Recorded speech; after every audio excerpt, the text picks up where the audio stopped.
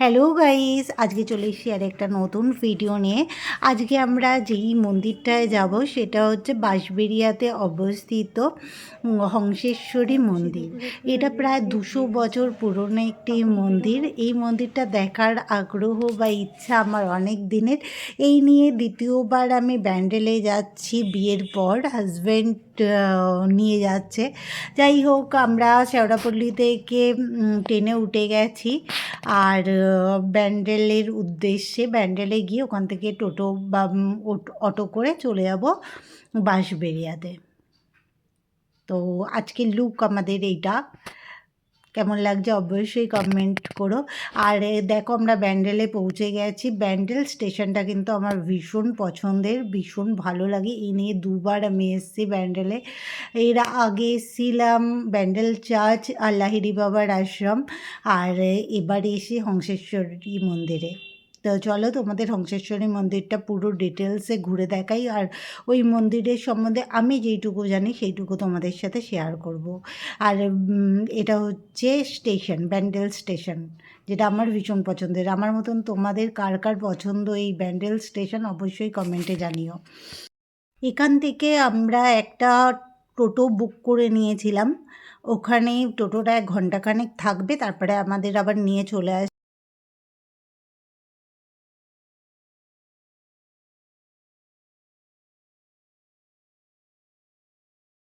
কিনে একটু এগিয়ে গেলেই তোমরা দেখতে পাবে এখানে একটা ঘর মতন করা আছে। এখানে জুতো রাখার জায়গা রয়েছে। এখান থেকে তোমরা অনেকেই মোমবাতি, ধূপকাঠি, যারা ডালা কেনে না তারা মোমবাতি, ধূপকাঠি এখান থেকে কিনে মাকে দিতে পারে। আর মন্দিরটা হচ্ছে এই রকম। এবার এই মন্দিরের কিছু ইতিহাস তোমাদের সামনে তুলে ধরি।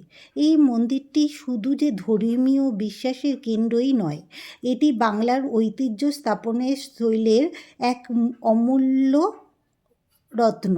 আপনি যদি বাংলার প্রাচীন মন্দির ও ইতিহাসকে ভালোবেসে থাকেন তাহলে একবার হলেও এই মন্দিরটি দর্শন করে যাবেন। আপনাকে আসতে হবে বাঁশবেড়িয়ায় এরিয়ায় হংসেশ্বরী মন্দিরে। এই মন্দিরে এলে জানতে পারবেন 200 বছর পুরনো ও এই মন্দিরের ইতিহাস, আর কখনো হার না মানার এক কাহিনী। বাঁশবেড়িয়ার প্রাণকেন্দ্রে অবস্থিত হংসেশ্বরী মন্দিরটি হল বাংলার এক অনন্য স্থাপনের শৈল নিদর্শন। এটি শুধু ধর্মীয় দিক থেকে নয়, এটি নির্মম শৈল ঐতিহাসিক দিক থেকেও এর গুরুত্ব বেশ রয়েছে। এই মন্দিরের প্রতিষ্ঠাতা ছিলেন রাজা নৃসিংহদেব।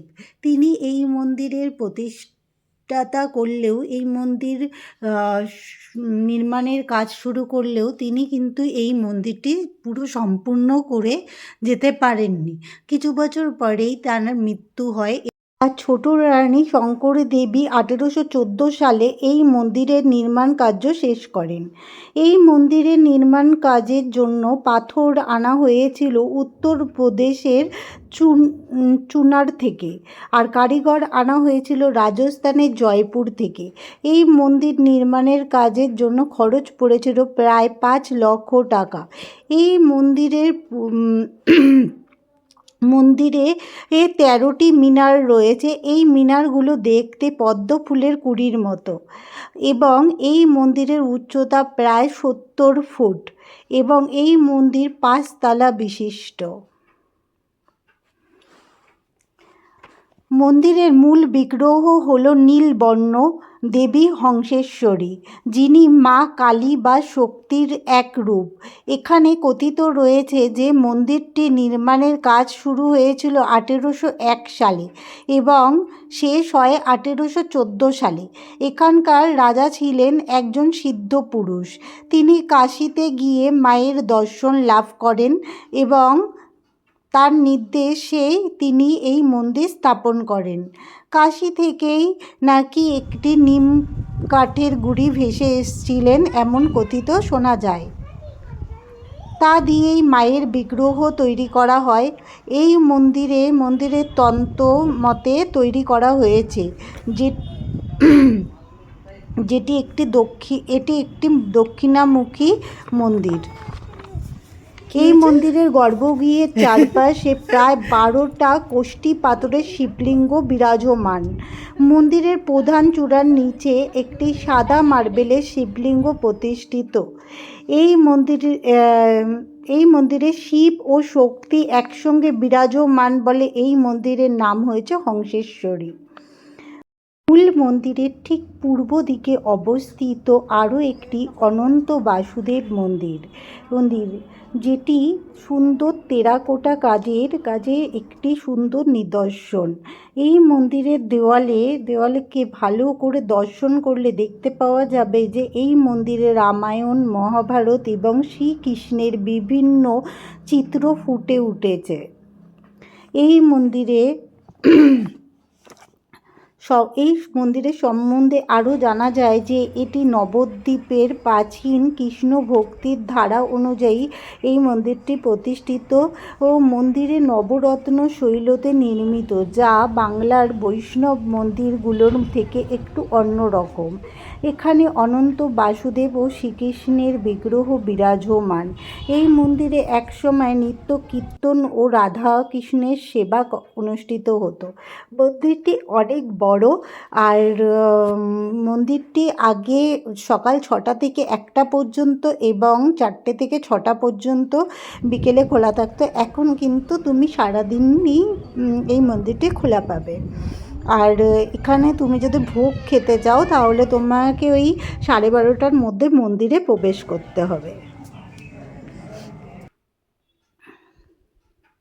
তো তোমাদের ভিডিওটা কেমন লাগছে অবশ্যই কমেন্টে জানিও, আর যদি ভালো লেগে থাকে তাহলে অবশ্যই লাইক ও সাবস্ক্রাইব করে দিও, পাশে থাকা বেল আইকনটা ক্লিক করে দিও যাতে নতুন নতুন ভিডিওগুলো তোমরা সবার আগে দেখতে পারো। আর বাথরুম বা জুতো রাখার জন্য তোমাদের তো বলেইছি মন্দিরের ঠিক সামনে এই জায়গাটি রয়েছে। তো আজকের মতন এখানেই শেষ করো, চলো কিছু খেয়ে নেওয়া যাক।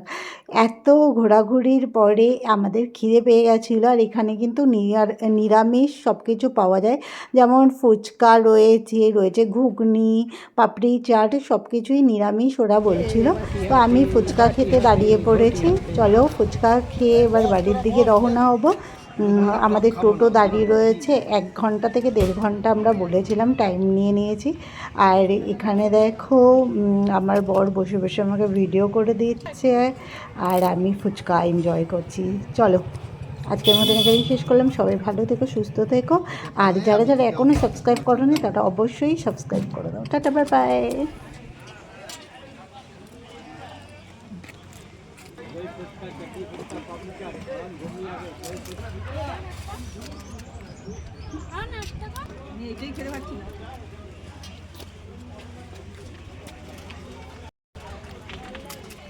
খাবে না? আমি খাবো না।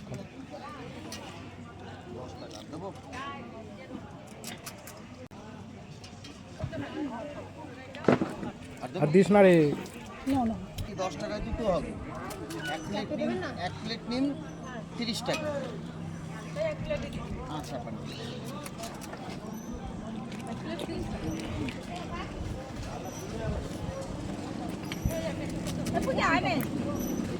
घूमनी इस तरह वीडियो मत बनाओ।